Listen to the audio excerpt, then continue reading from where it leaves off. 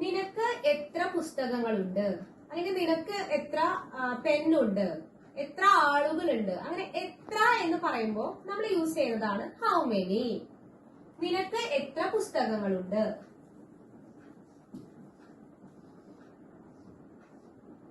How many books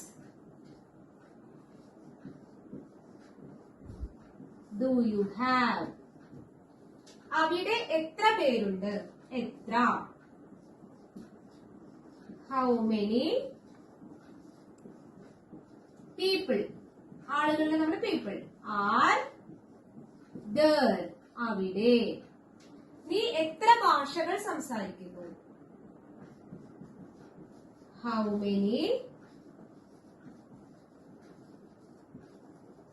languages, ഭാഷയുടെ languages do you, സംസാരിക്കുന്നതിന് നമ്മൾ സ്പീക്ക് എന്ന് പറയുന്നു. സ്പീക്ക്.